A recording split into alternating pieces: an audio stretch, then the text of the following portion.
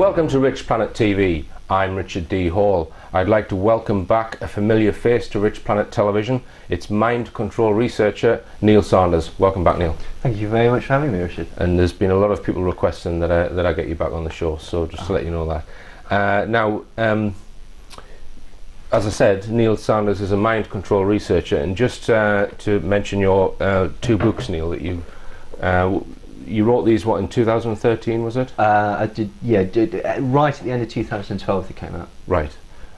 So the first book is entitled Your Thoughts Are Not Your Own, Mind Control, Mass Manipulation and Perception Management. And the second book is entitled Your Thoughts Are Not Your Own, Marketing, Movies and Music. Just give us a brief resume of the two books, Neil. The first volume talks about the more physical aspects of mind control, what you might term a Manchurian candidate, which is the use of hypnosis, use of drugs, the use of various machinery in order to physically affect somebody, and that can be for an interrogation scenario, you know, like a truth serum, or it could be for an espionage type deal where you want somebody to go and spy on somebody or steal something. And the second book really talks more about the social aspects of it and all the sort of various institutions that basically comprise the world that we manage the perceptions that people have. And this would be the media, social media, the music industry, the television and film industry, and all these seemingly disparate but actually seem to form one big system. All right. And mind control, we do suspect, is grossly underplayed in mainstream media. A lot of people are not aware of it, your average person, but there's various shall we say offshoots to it, and you mentioned one of them there, and that is drugs. Yeah. And that's what we're going to talk about today, whether or not drugs are being used by, say, covert agencies which are not perhaps the visible government but intelligence agencies and that kind of thing, using drugs for various social engineering or even mini genocide, you might call it. And you're going to talk about the US in the 1980s, Neil. So if you want to kick us off, you were telling me about Lewis West. Yeah, Lewis Jolly West. He was more famous for being an MK Ultra doctor. He actually lived in the Haight-Ashbury district of San Francisco to study the hippie in his natural environment, and he also once accidentally killed an elephant by giving it an overdose of LSD. He was connected to MK Ultra. He actually, during the Reagan era, tried to get a study of violent criminals, looking at the minds of violent criminals to see if we can alter their behaviour for the good of society. But I was reminded of a quote that he had. It was in a book called Hallucinations, Behaviour, Experience and Theory. And he said, the role of drugs in the exercise of political control is also coming under increasing discussion. Control can be through prohibition or supply. The total or even partial prohibition of drugs gives the government considerable leverage for other types of control.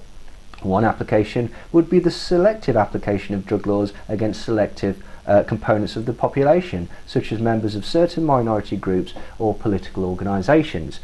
Now, if you look particularly in America, there's been two major drives that have been called the war on drugs. The first was in 1971 under Richard Nixon, where he said addictive drugs were the most dangerous thing in American society. Let me just interrupt you there, Neil, because this is what your average person would think, that drugs are bad, or certain drugs are bad that we've made illegal. Yeah. The government then employ agencies in order to try and combat them, in order to keep people safe. Yes, absolutely, for your own benefit. They're being completely altruistic about this. There's nothing to be gained from it. But you would argue that even the ones that have been made illegal are being managed and being used for purposes of social control. Absolutely, they would. I mean, just to give you an example, I mean, the first drug czar was a gentleman called Harry Anslinger, and he, along with Richard Nixon, basically pressed for the Drugs Act in 1971.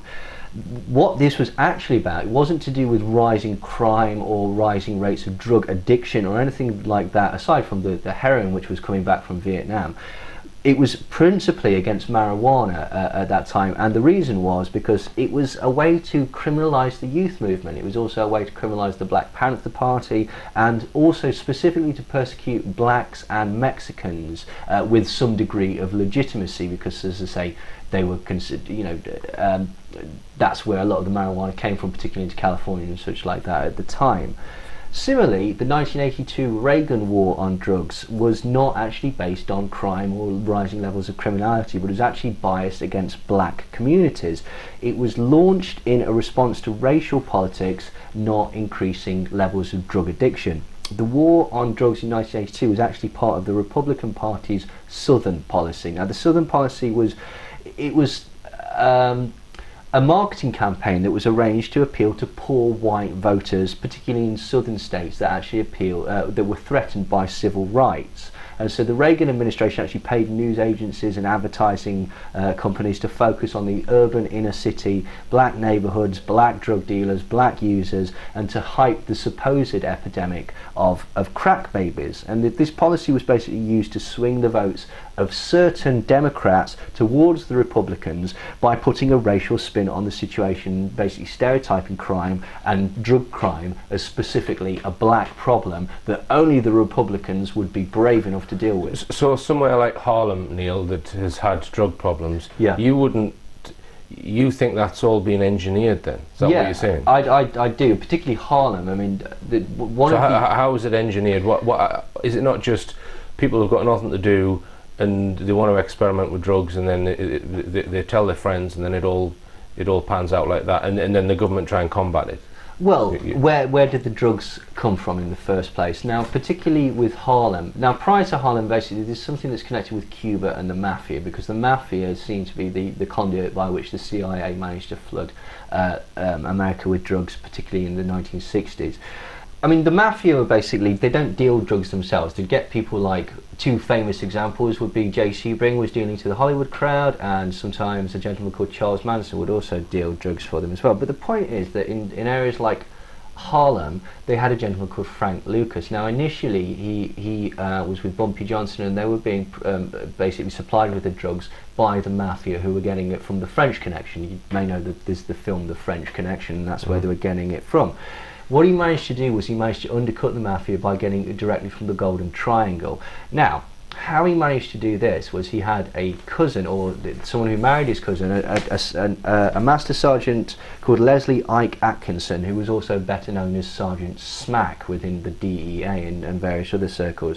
What they did was they got this the heroin directly from the Golden Triangle and managed to ship it back to America in the coffins, some say in the body cavities of dead American soldiers, and this came to be known as the cadaver connection. The suggestion is that basically the CIA, DA and various other people allowed for this to happen. In fact, when Frank Lucas was actually apprehended many years later, somehow by turning informant he managed to reduce a 70-year sentence to just 2 years.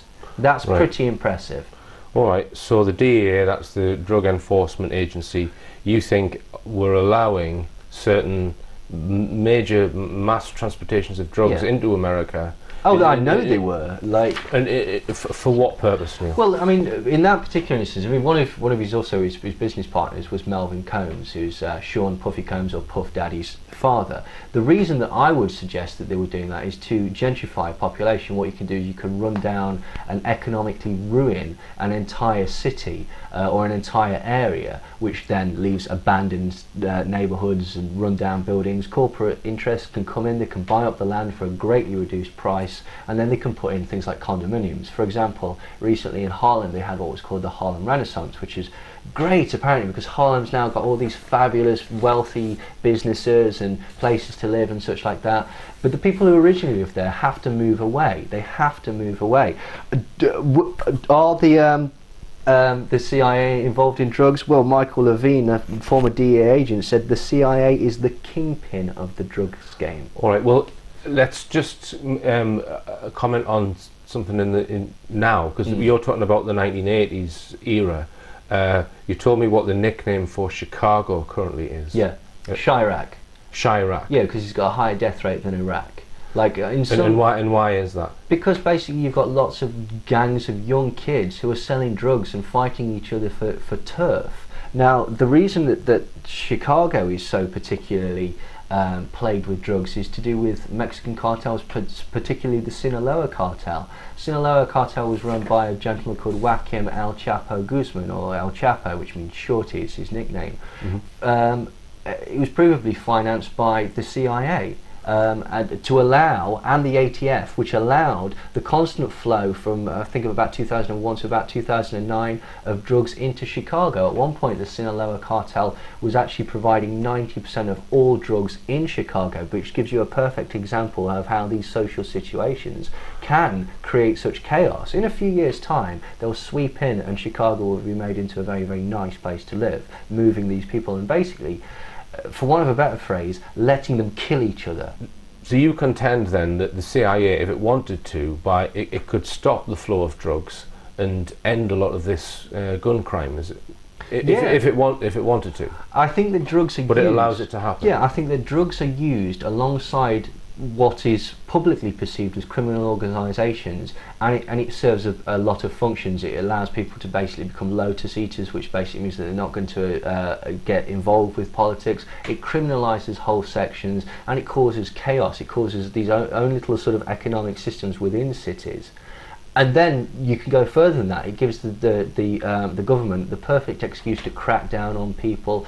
And this is before we've even get into the concept of the prison industrial complex, which is basically the use of drugs and harsh drug penalties, plea bargains, 3 strikes laws and such like that, to basically provide a prison population. What is the prison population? It's slave labour force for private owned companies like CCA, which was formerly known as WAC. You used a term there, Neil, that I haven't heard before. Lotus eaters. What's that mean? Lotus eaters is from, I think it's from the Iliad. It's the concept that you just sit there and do nothing. The drugs overtake you and you're completely separate, or you've turned on and dropped out, as Timothy Leary might say. So within government, shall we say, there is a concern that people might use their intellect to challenge what they're up to, policies and this kind of thing, in a genuine way, not in a yah-boo type way.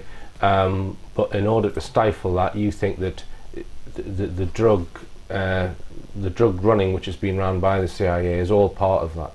Part of the dumbing down of society as a whole. And it can work on several ways. It can just demonise a population by making that association. It can give you physically stop you from getting involved, because if you're like this, then suddenly you don't feel like going and protesting or whatever. Or alternatively, what it can do is it can, as I say, demonise you in the eyes of the mainstream public. If you've got a criminal record, you're not going to be taken seriously. If you have a very salient point, regardless of how intellectually sound it is, if people can turn around and use your drug use as a bat to knock you down, and then basically make your point less legitimate in the eyes of the wider world. All right, Neil, well, we're going to go for a break, and after the break we're going to discuss some of the Iran-Contra affair.